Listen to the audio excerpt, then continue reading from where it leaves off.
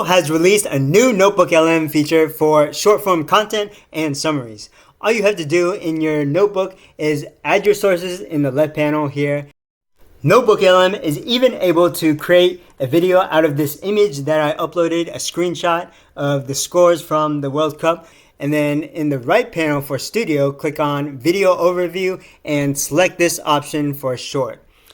Add any instructions for your prompt or select on one of these options for the short to focus on. And once you submit, click on Generate. So we'll take a look at some of the examples here.